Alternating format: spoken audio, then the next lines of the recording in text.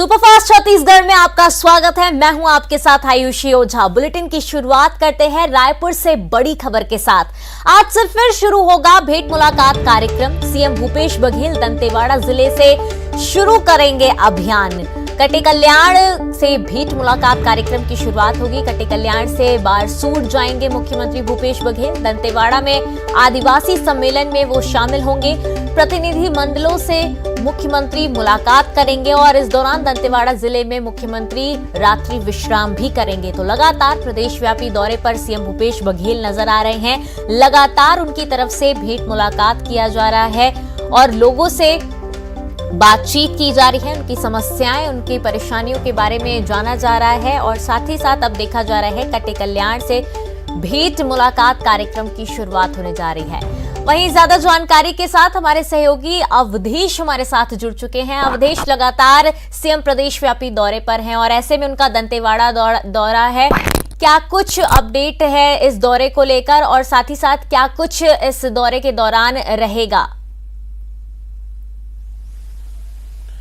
बिल्कुल, देखिए, मुख्यमंत्री भूपेश बघेल ने ये संकल्प लिया कि प्रदेश के सभी 90 विधानसभा में जाके वो सीधे लोगों से रूबरू होंगे और शासकीय कार्यकाजों की समीक्षा करेंगे कि कहाँ पे मामले लंबित है, कहाँ पे लोगों की शिकायतों का जो समाधान है वो प्रशासन के द्वारा नहीं किया जा रहा है। सरगुजा अंचल से मुख्यमंत्री ने शुरुआत की।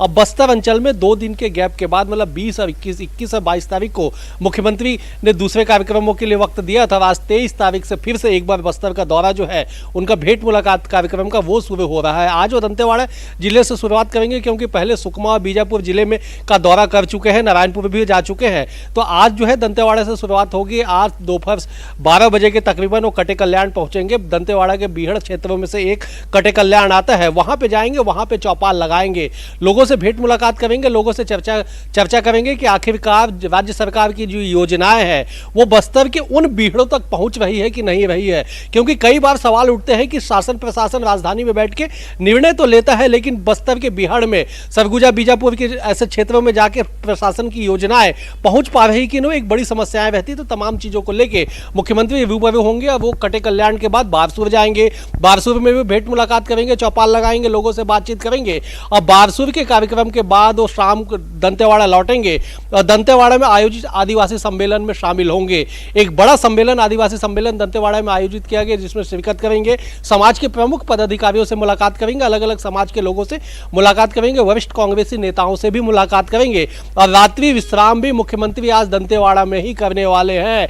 कल सवेरे भी कुछ इसी तरह का कार्यक्रम है कि मुख्यमंत्री कल अधिकारियों की बैठक लेंगे। और सबसे बड़ी बात ये कि जो 11 किलोमीटर की जो चुनरी बनाई गई है, जो दंतेश्वरी माता को चढ़ाया जाएगा, जो Guinness book of world record में जिसका नाम दर्ज किया गया है, तो 11 किलोमीटर लंबी जो चुनरी है वो दंतेश्वरी मंदिर पर अर्पित करेंगे। तो कुल मिला के मुख्यमंत्री का बेहद ही अहम दौरा, क्योंकि भेंट मुलाकात कार्यक्रम के दौरान हमने देखा कि न केवल वो समीक्षा करते हैं बल्कि मौके पे समस्याओं को देखते हुए तत्काल निर्देशित भी करते हैं। कहीं पे हिला हवाला किया जाता है अधिकारियों के द्वारा तो कार्रवाई भी की जाती है। पटवारी से लेके आईएएस अधिकारी तक पे कार्रवाई हो चुकी है सरगुजा में। तो ऐसे में प्रशासनिक कसावट लाने के लिए मुखिया अगर खुद लोगों के बीच जाएगा तो समझा जा सकता है कि प्रशासनिक न केवल कसावट होगी बल्कि लोगों को मिलने वाली सुविधाओं में जो कहीं कमियां रह जाती है वो कमी को भी दूर करने का जो एक निश्चय है, जो एक निर्णय है, वो मुख्यमंत्री ने लिया है और इसी के तहत आज भेंट मुलाकात कार्यक्रम में वो दंतेवाड़ा जाएंगे।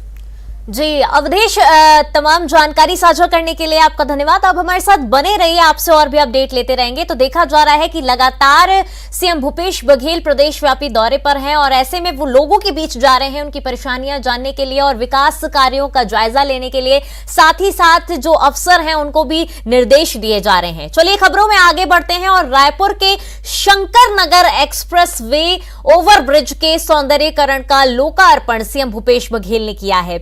लाइटिंग और सीलिंग से ओवरब्रिज की सुंदरता बढ़ गई है। लगभग 60 लाख रुपए की खर्च से शंकर नगर एक्सप्रेसवे का सुंदर और आकर्षक बनाया गया है। मेयर के फंड से इससे एक्सप्रेसवे ओवरब्रिज का सौंदर्यीकरण किया गया है।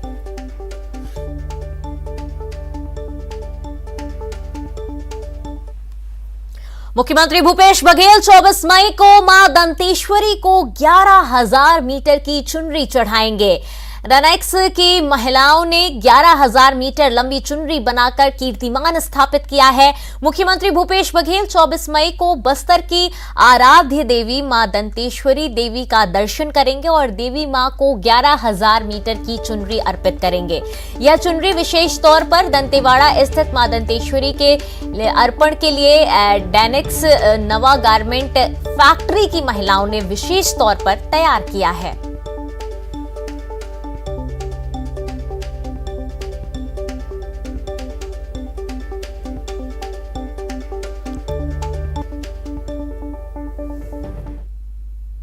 रायपुर से बड़ी खबर, सरकार के खिलाफ बीजेपी किसान मोर्चा का आज प्रदर्शन है। बीजेपी किसान मोर्चा प्रदेश भर में प्रदर्शन करेगी। वर्मी कंपोस्ट को लेकर सभी सोसाइटी में प्रदर्शन करेगी। रायपुर के जोरा में धान खरीदी केंद्र पर प्रदर्शन होगा। प्रदर्शन में किसान मोर्चा के प्रदेश प्रभारी शामिल होंगे। तो ये बड़ी खबर इस वक्त हम आपको बता रहे हैं, जहां पर सरकार के खिलाफ बीजेपी किसान मोर्चा का प्रदर्शन आज करने जा रही है। बीजेपी किसान मोर्चा प्रदेश भर में प्रदर्शन करेगी। वर्मी कंपोस्ट को लेकर सभी सोसाइटी में प्रदर्शन करेगी।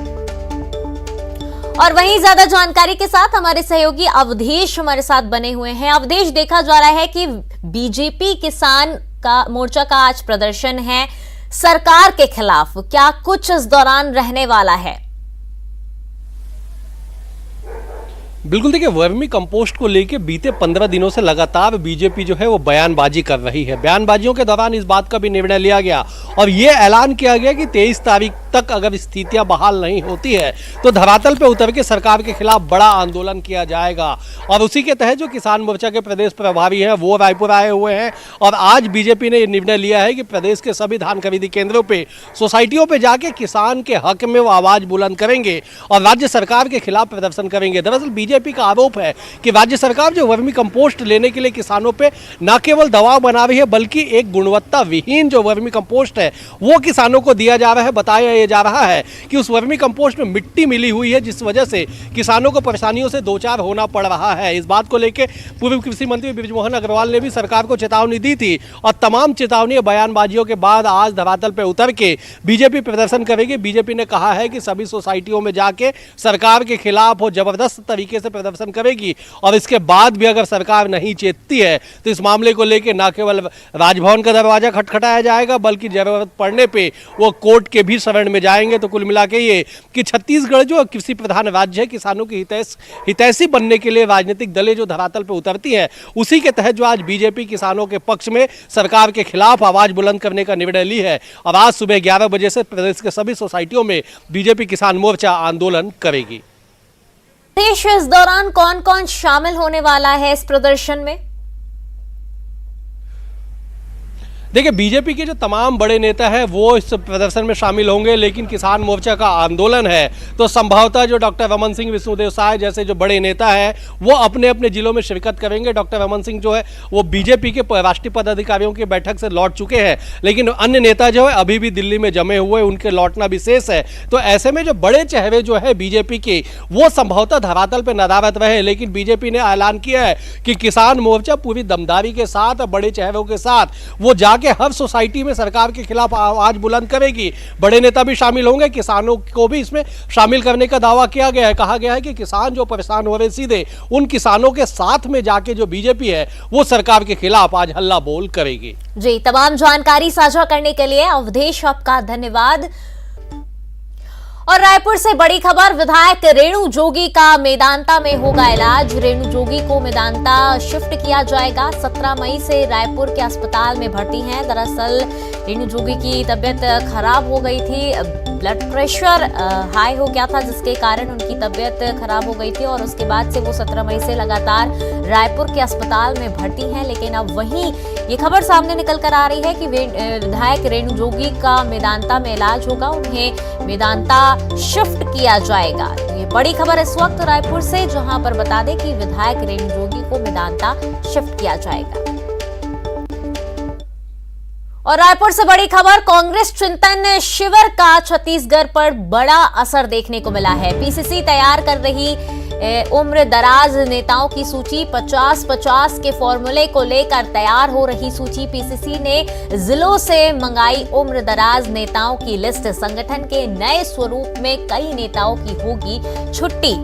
तो देखा जा सकता है कि साफ तौर पर अब कांग्रेस जो है लगातार अपनी सियासी जमीन मजबूत करने की कोशिश कर रही है। वहीं ज्यादा जानकारी के साथ हमारे सहयोगी अवधेश हमारे साथ जुड़ चुके हैं। अवधेश, देखा जा रहा है कि कांग्रेस में चिंतन शिविर हुआ, उसके बाद उसमें देखा गया कि जो युवा चेहरे हैं उनको मौका देने की कोशिश की जा रही है। साथ ही साथ अब जो उम्रदराज नेता हैं उनकी भी लिस्ट तैयार की जा रही है। इसको किस तरीके से देखा जाए? बिल्कुल, देखिए, इसको सीधे तौर पे ये देखा जाएगा कि कांग्रेस एक संगठन के तौर पे एक बड़े बदलाव की ओर बढ़ रही है। जिस तरह से 50-50 का फॉर्मूला लागू करने की बात कही गई, उस 50-50 के फॉर्मूले में ये कि 50% जो है युवाओं पे भरोसा रहेगा, 50% जो है वो अनुभव पे कांग्रेस भरोसा करेगी। लेकिन मौजूदा स्थिति में कांग्रेस हो चाहे बीजेपी हो, देखने को यही मिलता है, अगर बात कांग्रेस की खास तौर पर कर ली जाए तो उम्रदराज जो लोग हैं, जो 50 से अधिक जो अनुभवी है, उनकी जो है वो तूती बोलती है, वही संगठन पे वो काबिज है लगातार। इसलिए कांग्रेस ने पीसीसी की ओर से एक निर्देश दिया गया सभी डीसीसी को, जिला कांग्रेस कमेटी को, कि आप उम्रदराज जो नेता है उनकी सूची तैयार कीजिए। आप एक ऐसी सूची तैयार कीजिए जिनमें ये इस बात का जिक्र हो जो न केवल ये उम्रदराज है बल्कि इनके पास अनुभव कितना है, कितने सालों से ये संगठन के लिए लगातार काम कर रहे हैं, ये कौन कौन से बड़े सरकार के खिलाफ आंदोलन में शामिल हुए हैं, कितने दिनों के लिए सत्ता का संघर्ष इन पदाधिकारियों का या कार्यकर्ताओं का या नेताओं का रहा है। तो एक विस्तृत सूची जो है वो पीसीसी तैयार करवा रही है। संभवतः इस सूची को लेकर जब एक एनालिसिस किया जाएगा,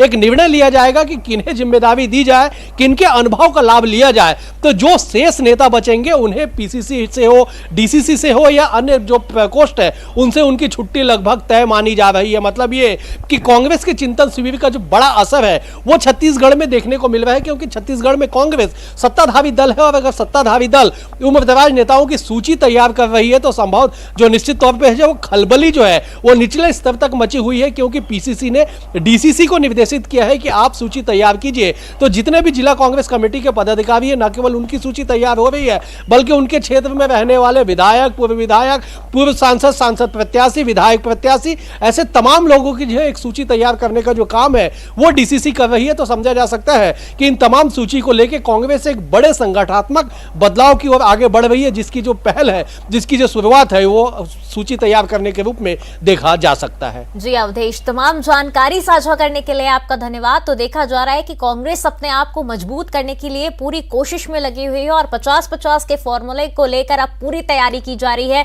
सूची तैयारी की जा रही है और जिसको लेकर कांग्रेस अब आगे बढ़ने के और अग्रसर है। वहीं देखा जा रहा है युवाओं पे जहां पर 50% भरोसा जताने की बात है तो वहीं अनुभव को लेकर। और फिलहाल सुपरफास्ट छत्तीसगढ़ में बस इतना ही। खबरों का सिलसिला लगातार जारी रहेगा।